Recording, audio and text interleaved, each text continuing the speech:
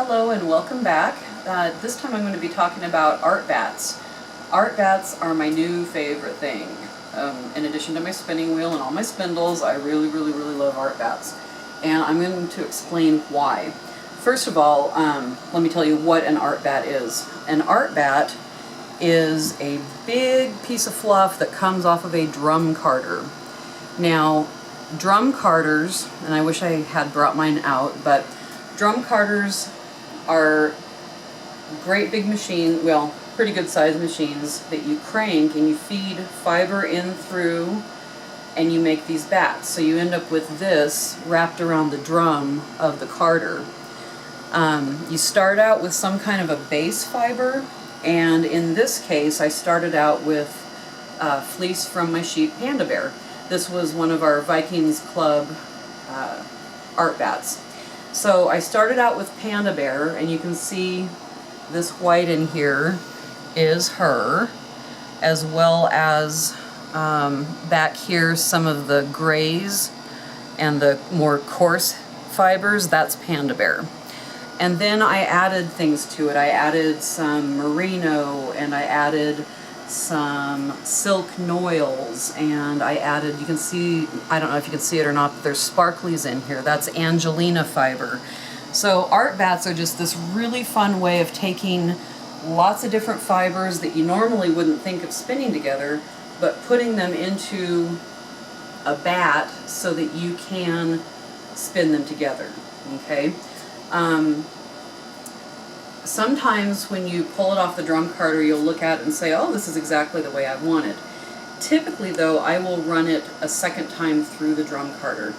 And the reason for that is that when you do that first pass through the drum carder, you get layers. So it'll have like a layer of panda bear, and then a layer of merino, and a layer of whatever else I've got going on. If I take that off the drum carder, though, and I tear it into strips, and then I rerun it through the drum carder, it blends all of those fibers really nicely together, and it makes them even easier to spin together. So, let me tell you why I love this way of spinning. An art bat, to me, gives you a ton of freedom. You can spin chunky, you can spin thin, you can spin totally inconsistently. You can, and I don't mean inconsistently like you've got some that is so thin that it's breaking, and you've got some that's so thick and fluffy that it doesn't have enough twist in it and it's going to fall apart. I just mean that you've got so much texture in these and so many different feels and fibers. It's really freeing because you kind of go into it knowing whatever I make here is not going to look like a commercial yarn. I don't want to make a commercial yarn. If I wanted a commercial yarn, I'd go buy some at my local yarn store, or I would order it from Cascade or Lion Brand.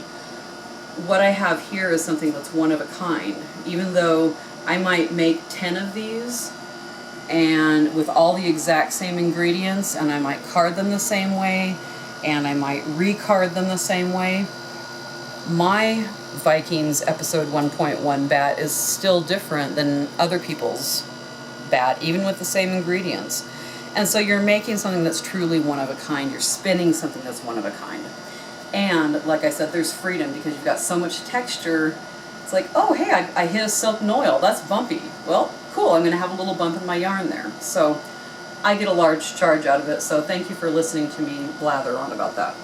Okay, so there's a lot of different ways to spin this. There are folks who really just do not like to pre-draft.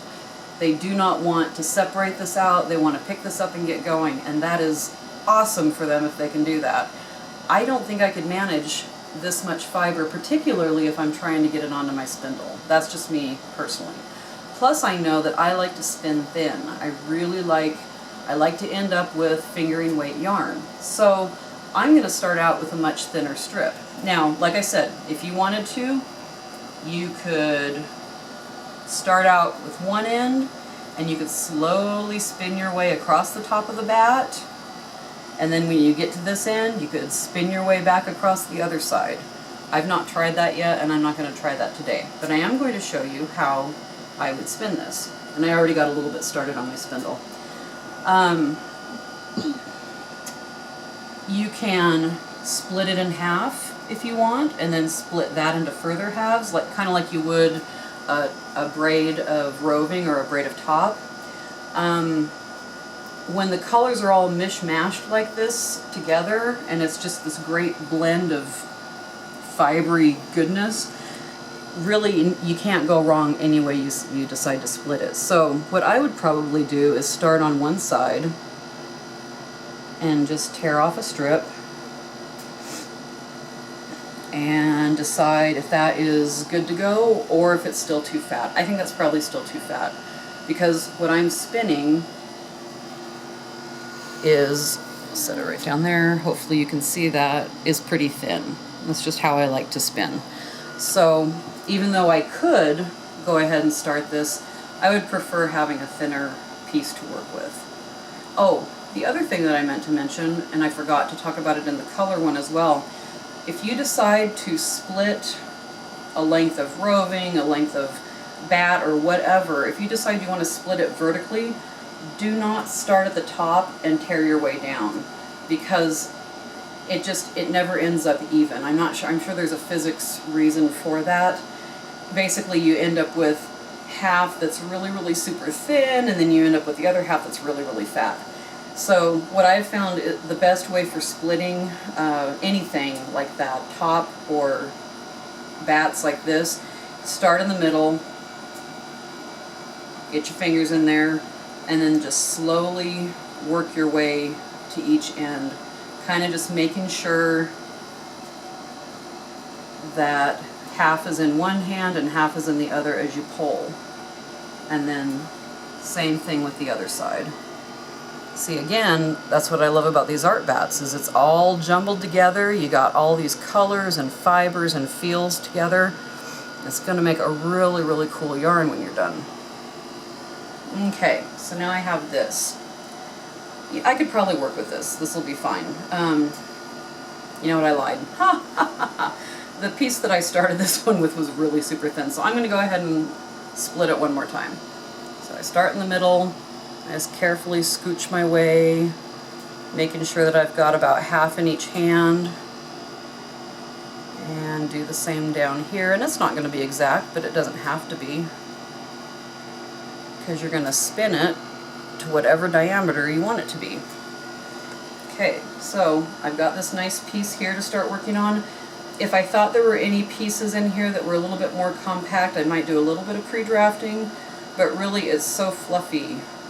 It's so fluffy! I'm gonna die! Sorry, had to do that. It's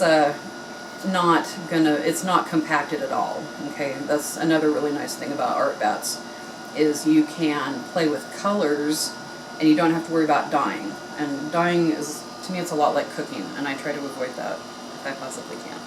Alright, so I got the starts here on my spindle. I pre-drafted this a titch as far as, tugging it out. For the most part, this is as I pulled it off of the other piece. So I'm going to get this started spinning. Just add those two onto each other. And I like to do that with my thumb and forefinger a little bit, just kind of work them together. Okay.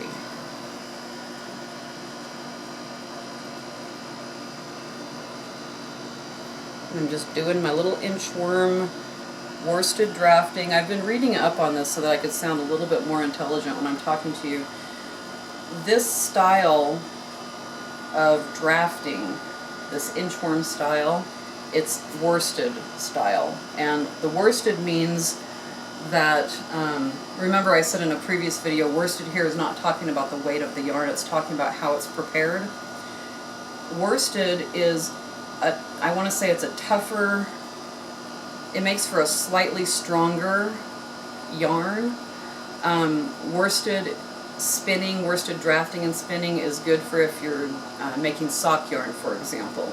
You want it to have less air in there, you want it to be a little bit tighter, and by doing this, doing a little inchworm thing and sliding back, I'm smoothing out those fibers and I'm believe it or not, I'm actually squeezing air out of there as I do it. This is a little bit exaggerated so that you can see it on camera, but the other way that you could spin or do this is the woolen style. And that's, again, something I'm not going to demonstrate in these videos because I just have not mastered it. But it's a different drafting style that allows for a lot more air to get into your fibers. And it makes for a lighter, loftier type of yarn. So that's the difference between worsted and woolen when we're talking about spinning. This type of fiber prep is good for worsted spinning, for the inchworm style, the short draw, short drafting style. And I don't have it here, I'm thinking of the other video.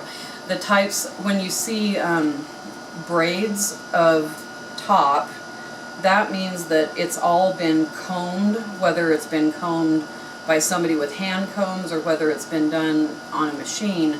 It's been combed so that all those fibers are laying out exactly parallel to one another. It's a very smooth way of prepping fiber. And if you combine that with a different style of drafting, which is long draw drafting, and you can Google that and look it up and see people doing it on spindles, then that's going to make for a woolen type of yarn. It's going to be much loftier and not as heavy, but very, very soft, very, very comfortable to wear. So again, worsted versus woolen as far as spinning goes. What I'm doing here is a worsted spin, and honestly I have no idea what I'm going to do with this, but I love it. I love that it's in these greens and browns that I love so much. I love especially that it came from my sheep. I love that this is Panda Bear right here. And again, I love the freedom that art bats give you to not worry about thinness and thickness. You know, you can just have fun with it and see. We didn't get to this point, but when you get to these fun little silk noils, you end up with little baubles in your yarn, and it's a lot of fun. So that's how to spin an art bat. That is one of the ways to spin an art bat. Again, there are dozens probably that I don't even know of, different ways of spinning art bats. And I would encourage you to Google that and look up some more YouTube videos and just see what fits you best. But enjoy them because they are a lot of fun and they give you a lot of freedom as a spinner. So thanks for watching, and I'll see you next time.